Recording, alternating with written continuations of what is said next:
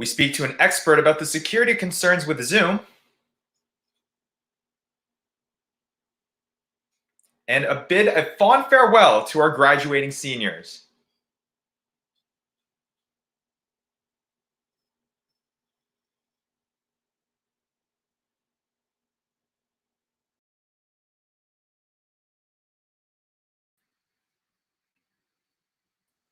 Hi, everyone. Welcome to Hofstra today. For the last time, I'm Marissa Santorelli. And I'm Ryan Yee.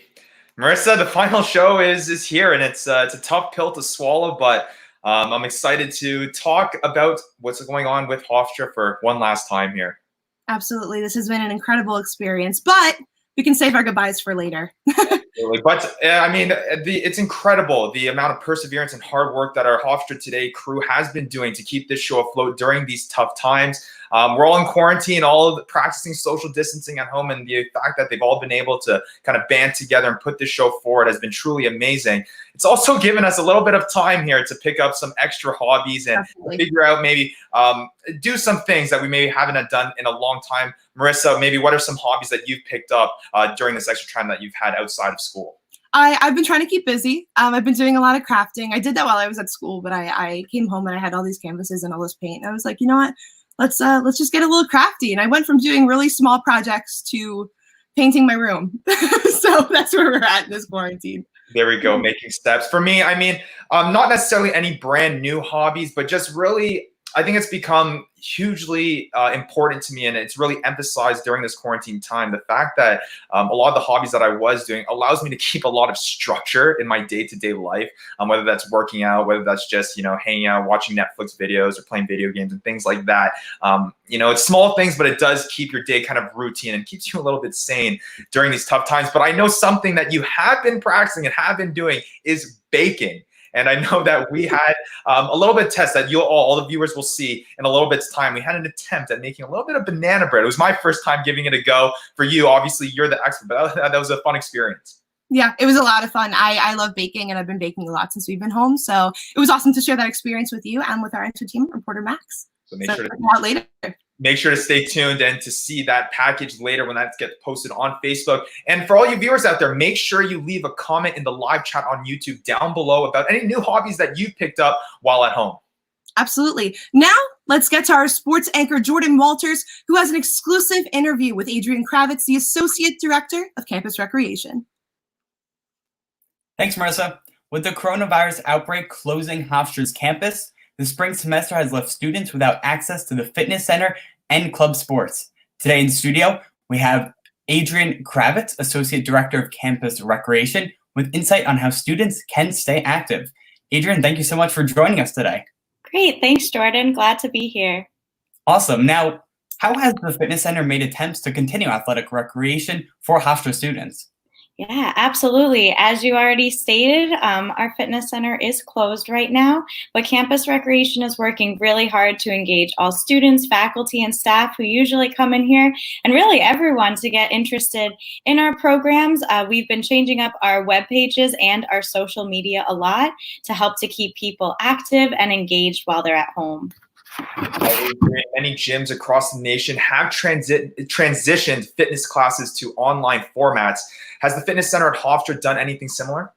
Yes, I didn't want to give it away earlier, but we're really excited. On our webpage, that's just hofstra.edu/campusrec.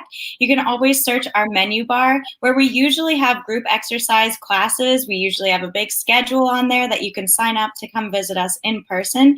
We now have links to exercise classes online. These are all virtual content that are submitted through a really wonderful company we just started partnering with, who is helping us run some of our group exercise classes in the fitness center. So now you can engage in all of their awesome content online.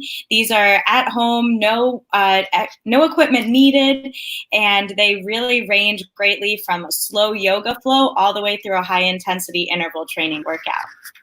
Wow, that all sounds awesome. Now, Hofstra Spring sports, all of them have been canceled. How have these affected Hofstra Spring's club sports? Yes, so our club sports, also all of our in-person programming was suspended with the suspension of all clubs on campus. So our club teams, their seasons did come to an end. Many leagues also ended the season right around the same time, so this wasn't a surprise. But we are still able to engage online for those, who do want to hang out virtually. Obviously, it's not practice, but people are getting on Zoom, working out together, taking some of those classes together, and some sports are hanging out virtually. For instance, our club esports had a big hangout on Club Penguin that they invited everyone to join them on. So definitely still, making sure that we're doing well, seeing each other in this new format, but the club activities as far as seasons were also suspended. Now, lastly here, Adrian, what do you think the fitness center will look like when students return to campus? Will things be noticeably different? Sure. There will definitely be a noticeable difference. We're not quite sure. We're trying to figure that out. Obviously, we're taking the guidance from everyone nationally, state, regionally. Other colleges are also trying to delve into what fitness centers will look like. We are thinking that we'll definitely be rearranging the equipment so that people can come in and work out at a much bigger distance than they used to be. So there will be a noticeable difference, and there'll probably be some guidelines in place. Maybe wear a mask. So we'll have some changes, but we're looking forward to being creative, to seeing everyone back when it's safe to see people, to work out. And in the meantime, we're hoping that everyone's staying safe and fit and healthy at home. All right. Well, thank you for joining us today, Adrian. And now back to you, Ryan and Marissa. Well, thanks, Jordan. With everyone stuck in quarantine, we thought it would be a great idea to showcase our crew's furry friends keeping us company at home. Head on over to our Facebook page to watch some cute pets in action.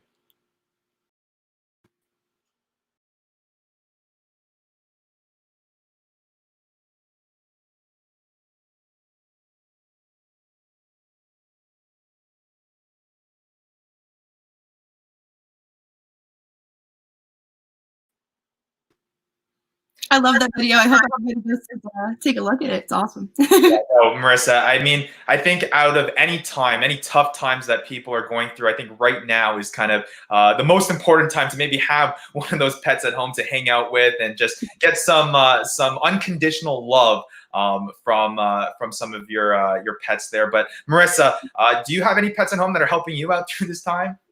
Sadly, I don't. But throwing my parents under the bus here who are watching after this whole quarantine is over, hopefully we'll be adopting a little one. So I'm really excited. But I have a couple of friends that are local that have been coming by my house with their fur babies and have been giving me some much needed pet therapy. So it's been great. I mean, me as well. I don't have any pets either, but I'm dying to get one. I'm an absolute dog lover. I absolutely love dogs, and I cannot wait for that day when I can finally bring one of those guys home and get some of that unconditional love. I mean, right now would be the best time to have that more than ever, really. Absolutely. Absolutely. Now, jumping ship from pets to something a little bit more interesting, I think, film. So are you interested in discussing film? Join RTVF professor Rodney Hill today at 3 p.m. for a discussion about Joel and Ethan Coen, successful filmmakers whose films cover various genres and philosophical learnings. Potential films that will be discussed are Rising Arizona, No Country for Old Men, and Stanley Kubrick 2001: A Space Odyssey. This event is free and open to the public, but registration is required. Please visit the Hofstra events page and sign up with the link provided. Quarantine won't stop the Hofstra Pride from advancing their professional development. Meet the talent team from Altice USA today, April 29th, from 6 to 7 p.m. for a workshop on building your personal brand during uncertain times. 3 members of Altice's talent and recruiting departments will provide students with helpful tips and tricks on how to make sure you're prepared for the intimidating world of job hunting. RSVP on the Hofstra events calendar to receive the Zoom link. The coronavirus has been at the heart of media coverage, and even in the midst of uncertain times, the media continues to persevere and inform the public. Are you wondering how journalism is still made possible during a pandemic? Professor Christopher Vaccaro will be hosting an informative webinar on integral aspects of reporting and journalism during a public health crisis. This hour-long webinar will be held on Thursday, April 30th, promptly at 1:00 p.m. Be sure to register online for admission to this free and informative event.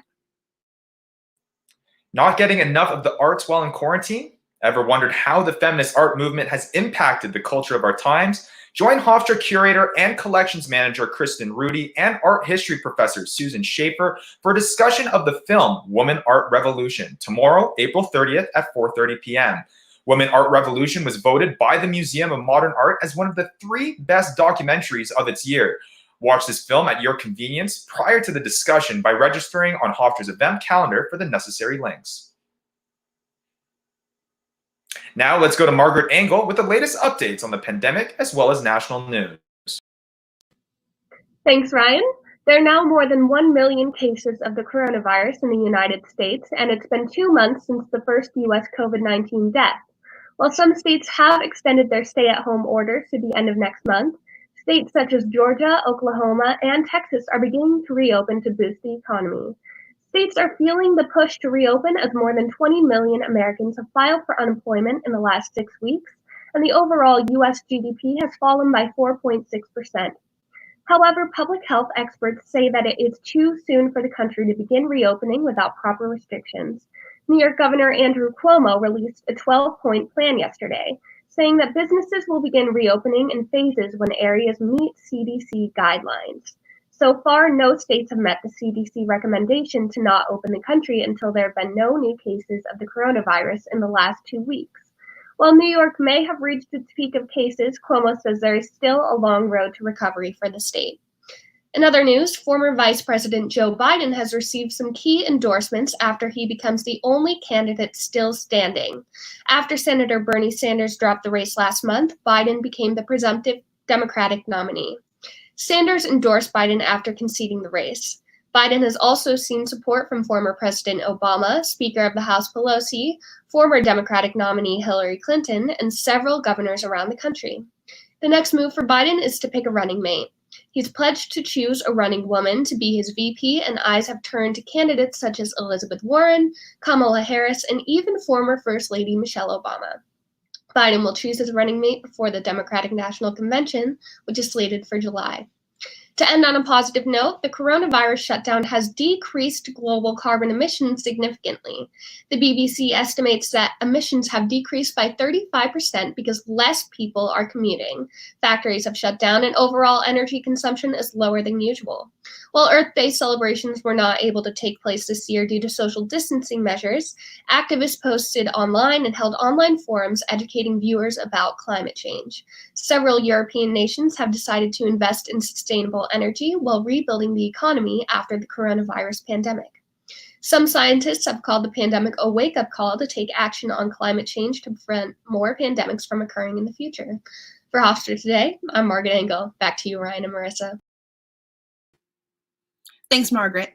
Since it's our last episode of the season, Hofstra Today wants to thank all of our seniors who dedicated their time to our show. Head on over to our Facebook page to see everyone who's graduating.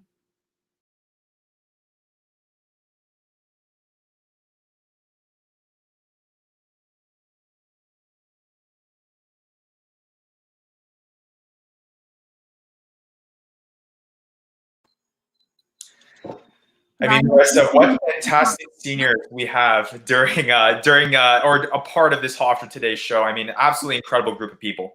Absolutely, and I think, this is my favorite part. And as much as it's not a part that we so much look forward to, I think every year we really have to recognize the seniors who have put in so much time, so much work, and so much effort to each heat show. So these little senior packages really, really mean the world to some very, very hardworking people, especially the people that are behind the scenes, because we have so many great people that are behind the screens making our show go on, and we really couldn't do it without them. So from the bottom of our hearts, thank you to our awesome seniors. Now, let's join the Hofstra American Marketing Association and Zarb Women in Business for growing your brand in a changing world. Hosted by Renee Valdez, a top-ranked executive brand builder. Hear about key new marketing trends based on our current economic crisis as a result of the COVID-19 pandemic. The event will be held online this Friday, May 1st, from 1 to 2 p.m. Admission is free, but online registration is required and can be found on the Hofstra events calendar. The Ascend Long Island program is coming right to your Zoom screen with a 4-part series that provides pertinent information, as well as resources on how to sustain any number of diverse businesses during this pandemic. The next of these 4 workshops will be available on May 5th from 6:30 to 8:30 p.m. and is a great series to aid struggling businesses in these uncertain times. Check out the Hofstra events calendar to see what workshops may help you and benefit from this totally free virtual experience. Hofstra's Department of Fine Arts and Writing Studies is taking submissions for the College of Liberal Arts and Sciences Images and Words Contest, which challenges students to find out a deeper meaning in everyday objects through photography and writing. The deadline for entry submission is May 11th, with 3 prizes of $100 up for grabs. Check out the Hofstra events calendar for more information, as well as an application link. Questions regarding commencement for the spring 2020 seniors have finally been answered. COVID-19 left many wondering if they were going to have a graduation at all. However, Hofstra University now plans on celebrating commencement on August 23rd. Seniors are also invited to a class toast on Friday, May 15th, for a chance to gather with family and raise a glass to all of their accomplishments. Seniors registered for graduation will receive an email with further information, and as always, you can also refer to the Hofstra events calendar. With the world reliant on online video chat platforms such as Zoom for everything from work to school, cybersecurity poses a major threat. Media professor Susan Drucker joins us in studio today to discuss cybersecurity with Zoom. Hello. Hi, Professor Drucker. Good to see you. Professor, thank you so much for joining us today. First question here, what are some of the security and privacy concerns about millions of people around the country using Zoom? Okay, well, let me begin by saying that I'm happy to join you by a video conference platform other than Zoom. There's something miraculous about this, but at the same time, full disclosure, I want you to know that these comments are made by somebody who is experiencing what I would like to call Zoom fatigue. So I think framing my comments in that may be helpful. The other thing that I want to say in answer to that is that I think that to understand what we're dealing with Zoom or with any of these kinds of affordances, we have to realize that there are unintended consequences to everything, and certainly unintended consequences to every new technology or every use of technology. And it's those unintended consequences that I think we're talking about in a large picture, understanding what Zoom means, and the more micro look at the security and privacy issues. So let me start out in terms of the security and privacy issues by separating the two. I would suggest that security is a little different than privacy. Security is usually associated with access issues. Who has access in cybersecurity terms? Whereas privacy usually deals more with issues associated with personal control. Who has control over your information? So I would kind of separate the two out to start. When we're dealing with the cybersecurity issues to begin with, certainly there have been lots of issues that have emerged in the last few weeks about Zoom. The one that has gotten perhaps the greatest amount of attention has been the security issue associated with end-to-end encryption, and the allegation that Zoom was less than forthcoming with what was actually going on with its encryption. It stated that it was providing end-to-end encryption, and end-to-end encryption is usually seen as kind of the gold standard of cybersecurity. But in actuality, what was happening was that Zoom was offering their own definition of end-to-end encryption, which meant that it wasn't only the users that had access, it was also Zoom that had access. And so Zoom defined that as end-to-end encryption, when in actuality that wasn't the everyday standard. So they were saying, well, as long as an outside party doesn't have access, we're offering end-to-end encryption. And in fact, they got a lot of pushback on this. They were even sued last week by one of their own stockholders, claiming that their stocks had dropped value precipitously because of this. So that issue, the issue of whether they're complying with the European General Data Protection regulations, and then the California version of that, which is the California Consumer Privacy Protection, whether you're given notice before other people would access or use your content. All of that has been filtered through some of these security issues. If I take the privacy issues, a little bit different. I would ask anyone watching, have you taken the time to read your terms of service? Read the terms of service of your favorite social media site. Read the terms of service with Zoom. I teach a class in social media law and ethics. And that class, the very first assignment is always to read the terms of service. Because if you read the terms of service, Zoom has clearly stated what the terms of service are. And in there, you may very well find that there legitimately are all sorts of provisions where reams of data are being collected on you individually. It would be your name, it would be your email, it might be your employer, it might even include your phone number, your job title, your IP address. It could even include your physical address. And all of that can be collected legitimately under the terms of service. There are liability issues that are going on about these privacy concerns, because that data is being collected, it's being harvested, and we live in a data-driven world. And when that data is harvested, the question is, who is it being shared with? Now, if you read the terms of service, Zoom says that they are not selling your data, but are they sharing it? The terms of service would allow them to share data for legitimate business purposes. And sharing that data can include sharing data with organizations like Facebook or LinkedIn, because that data is worth a great deal. That data can be monetized. Right. So even though the terms of service say that they are providing certain privacy protections, they don't monitor your meetings. That sounds good, but there's always this question of but what else are they doing legitimately within the terms of service? Right.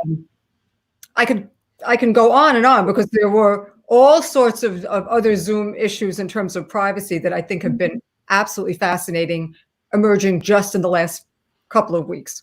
Right. I feel like this is a discussion that I feel like at the start, it's like, oh, this is a great brand new piece of technology that we can use and take advantage of during these hard times. But I think as you start to peel back those layers, there's just so much to dive into. But I feel like we can have a conversation that's on and on and on, because there's just so much to kind of look into. But Professor Drucker, thank you so much for joining us about this important issue. It's something that I think a lot of students need to be aware of. Okay, my pleasure. Be careful on Zoom. Absolutely. Thank you, Professor. Well, many of us may be far from Hofstra. Let's check in on Amudalat Ajasa to see what the weather will be like this week ahead in Hempstead. Thanks, Ryan. Now let's take a look at today's weather forecast. Hempstead can expect cloudy weather today with a high temperature of 52 degrees and a low of 48 degrees. It will be windy with winds pushing 18 miles per hour. Thursday brings much of the same with some showers as well. Even with the rain, the high of the day will be 60 degrees and the low will be 56 degrees. Wind speeds are picking up at 23 miles per hour. Now let's see how the rest of the week will play out here in Hempstead. Friday is continuing those April showers into May with rain and winds. The high of the day is a cool 61 degrees and the low is 53 degrees. The 18-mile-per-hour winds will calm on Saturday to 14 miles per hour. Saturday is also bringing the sun into the weekend. The weather gets better with a 64-degree high and a 51-degree low. Sunday continues the good weather with a sunny day with partly cloudy skies and a high of 65 degrees and a low of 54 degrees. That's all for your 5-day weather forecast. I'm Untitled Ajasa. Now back to you, Ryan and Marissa. Thanks, Amudalat.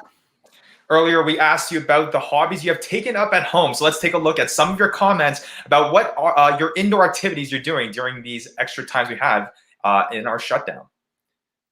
Watching new shows. I feel like that is the most popular one, Marissa. I feel like everyone is catching up on their Netflix binging. We may not have had that time as we've kind of gone through this, but I think watching new shows with family members has definitely been a big one. Absolutely. Painting. Crafts. See, that's I've been painting. Photo collages too. Mario Kart. Oh, I've been playing so much Mario Kart. I think it's starting to get a little bit unhealthy how much time I'm spending playing video games right now. I got it. And resizing my house to residing my house too. Hanging out inside, I guess. All right, well, lots and baking. And what a perfect segue there, because I know, Marissa, like we said at the earlier part of the show, you had been baking. We had an opportunity to do that as well.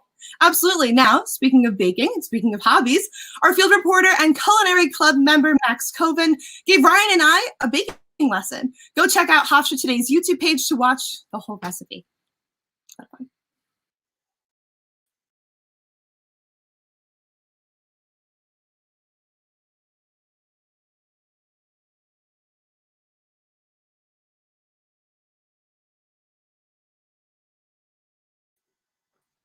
Ryan, how did yours come out?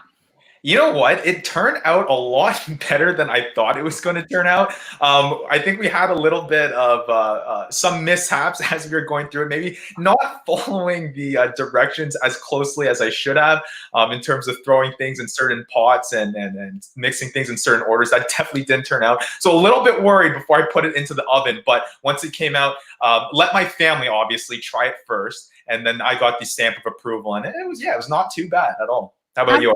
I not to talk highly of myself or anything, but that was some really great banana bread.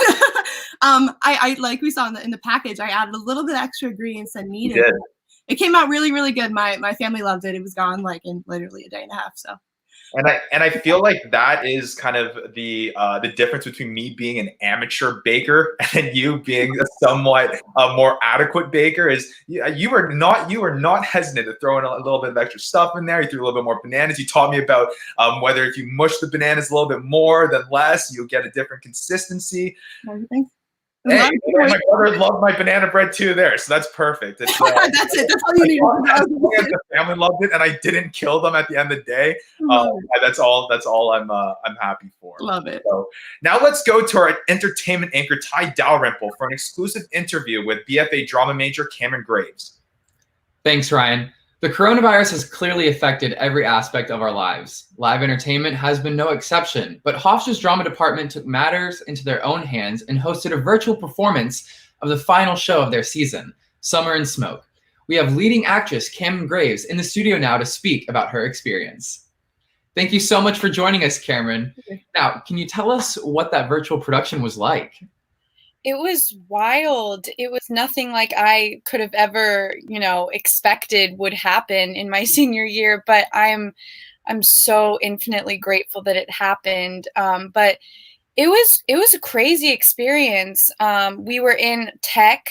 We had an early tech before spring break. So we had just teched the show, and then we were, we were all unsure of what was going to happen, and then we decided to commit to doing a Zoom production. And at first I was, we were all hesitant. We didn't know exactly how it would play out because so much of live theater relies on, blocking and working with a scene partner. And a lot of the story is also relies on physicality, definitely. So it was scary going into it, but we had a lot of rehearsals with our guest director, Rod Gomez, and he was incredible. And I found that I think the production even grew over our Zoom rehearsals, because you can still, progress and take notes and work. You were seeing each other's faces. And surprisingly, we really did connect over Zoom, even though it was so odd acting to like a black screen. It's still saying the text and communicating, and we did so much work beforehand that it just kind of lives in your body. So I could talk about it forever, but it was interesting. I mean, I never would have thought that I would be performing a full-length Tennessee Williams play in my basement alone. Like, it was crazy and weird and exhilarating to know that all these people are watching, but you're alone. I've just never experienced it before, really. I haven't done much film acting. So it was insane, but it brought us together so much, and it was incredible. I'm going to remember it forever because it was really special and interesting. So yeah, long answer, but No, that was awesome. And it's beautiful to hear that you still got such a great experience out of it, which is really awesome. Yeah. Awesome. So do you think in a world of social distancing that performances similar to Summer and Smoke will happen more often?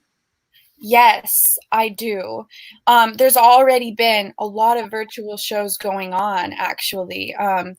Bands performing other shows. People are getting so creative because, like, as storytellers and as theater people, like, we can't not create art, no matter what. People are going to put stuff out, good or bad. But definitely there's virtual. I mean, people are doing radio shows more and more, and my sister has a band. She's been doing live productions. I don't know if people are going to be doing, Tennessee Williams full-length plays over Zoom, but a lot of things do lend itself to Zoom, and you can get creative with it. In my directing class, we've been still directing scenes over Zoom, and it's interesting to transition the format and see what you can do with, spatial relations to the camera and different things like that. I definitely think more live stream productions are happening. They just had Sondheim's 90th birthday stream, and that was incredible, with all of these Broadway stars, singing from their houses and stuff. I definitely think no matter what, theater is so strong, and it will always be here in whatever capacity, in whatever format. It's not going anywhere if we have anything to say about it. So yes, I do. Right. That also kind of brings me to my question, which was, how is this how you view theater and the art of a live performance? I mean, you kind of already answered it, but the whole idea of live performing, it's been completely, flipped on its head. Yeah.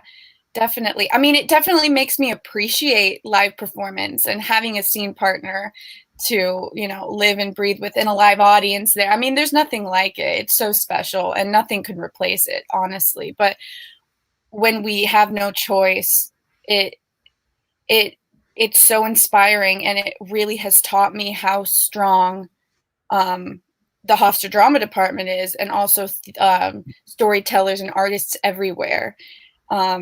So it's making me really, really grateful and putting a lot of things into perspective of how lucky we are to have had live performances and to have lived and breathed that magic. But also it shows me that we can create that magic over over Zoom too, if we so please, which is really special and something I would have never ever in a million years thought would happen. But it's really about us connecting as artists and storytellers. So I've definitely learned a lot about myself, about the theater community, and it makes me appreciate live performances so much more. definitely making lemonade out of these many lemons that we've got during this time. Thank you so much to our guest, Cameron Graves. And now back to our amazing Marissa and Ryan.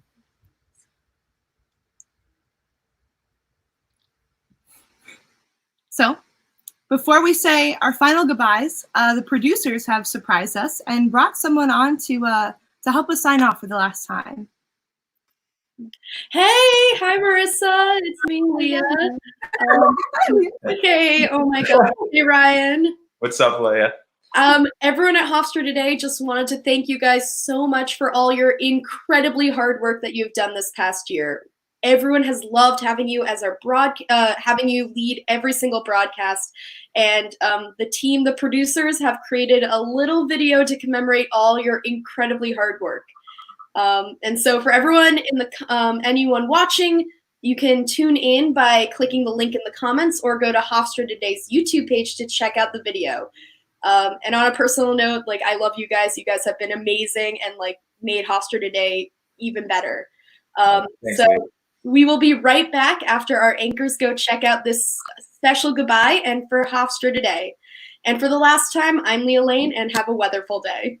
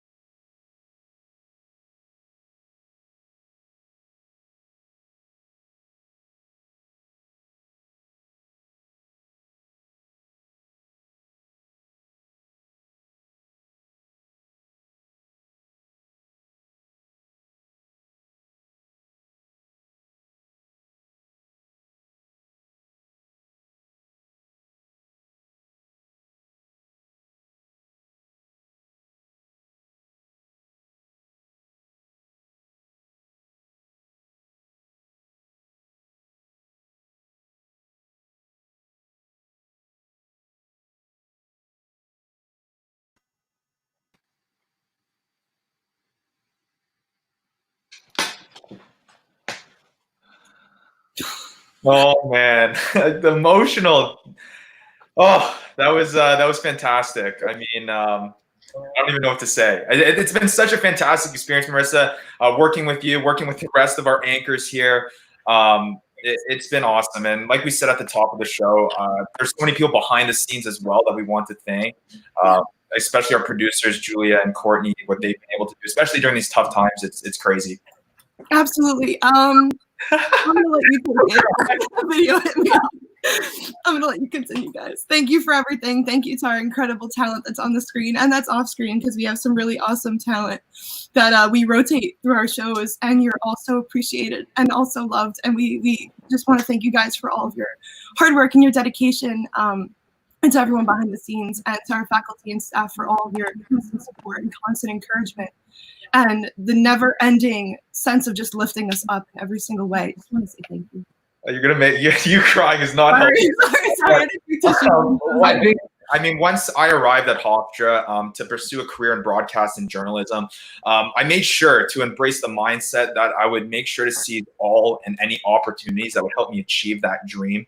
I'm just so grateful that anchoring Hofstra today became one of those opportunities, because it's going to be undoubtedly be one of those memories I cherish for the rest of my life. And especially from my time here at Hofstra, I learned a tremendous amount, but I think more importantly, I just met some amazing people. I mean, all of our anchors here, all of the people, like we mentioned, behind the scenes, our producers, just how close we all gone together, you know, meeting on those Tuesday evenings to go through rehearsal, and then showing up the next day and just going through it all together. It's been fantastic. And like I said, I cannot thank the entire Hofstra Today team enough for all your hard work, especially as we try to go through these tough times. I mean, honestly, your perseverance, all your perseverance and dedication to putting on a stellar broadcast, even when we face these unforeseen obstacles, it seems like it would be impossible to put on a show. But look at us. We're doing amazing things, and the show really doesn't look any better. And I'm going to miss being a part of the show tremendously, but know that there are even bigger and better things to come for Hofstra today. So from the bottom of my heart, thank you again to all of you for doing and contributing to this. It's been a great experience. I think one last thing I just want to note here. No words will ever sum up how we're feeling right now, how I'm feeling right now. Yeah, I'm feeling sad and nostalgic, but I feel so very grateful and so very blessed, but for a number of different reasons. I started out as a PA for Hofstra Today, just 3 short years ago. The first ever show that I got involved with on Heat was Hofstra Today. I met some of the most driven and influential people here, peers that have grown into such tremendous professionals, and people that have grown in such amazing ways, and also people that have become family to all of us. This show has allowed me to foster some really amazing relationships with some of the most incredible people, and people that have helped me grow into the professional, into the person that I am today. Hofstra Today has allowed me to pursue my passion of being in front of the camera, something I really never thought was possible, and has taught me so many different things along the way. Hofstra Today has helped me explore potential that I didn't know that I had, and has made me and my family just so proud. Hofstra Today, the Heat Network, and the School of Communication have helped me become the best version of myself, and for that I am so incredibly grateful. Thank you to Dean Luke. Thank you to Dr. Peter Gershon, to our incredible producers, Julia and Courtney, to my partner in crime, Ryan, and to Ellen Boyle, a past producer, for pushing me to be that PA 3 years ago. To all of you for watching, thank you, and thank you for growing with us. A little quote, we're getting a little unprofessional here, but a little quote from me too, is how lucky I am having something that makes saying goodbye just so hard. And that's something for me is Hofstra Today. So thank you from the bottom of my heart for the opportunities, for the experiences, and for the memories that I'll just never forget. Thank you. And Marissa, I can't leave, and we can't leave the show without saying it's been an amazing experience doing this with you. I really wouldn't trade it in for anyone else. Like I said in that video, you've been an amazing talent. You've taught me so much. I think we've both grown as not only just broadcasters and being on Hofstra Today, but also as people as whole too. And I think this is going to be a friendship that is going to last much past our Hofstra Today careers and on for, I hope, foreseeable future. So, and to all you viewers as well, thank you for always tuning in on these Wednesdays. Thank you so much for joining us today in this new format and our final show of this semester. Now check out our social media pages for all our pre-recorded content if you didn't watch that package and you want to cry. I did. Go check it out. And if you also want to see our full shows. Thank you to everyone who helped make our virtual broadcasts possible. And for one final time, for Hofstra Today, I'm Marissa Santorelli. And I'm Ryan Yee. Stay safe and have a great rest of your day. Bye, everyone.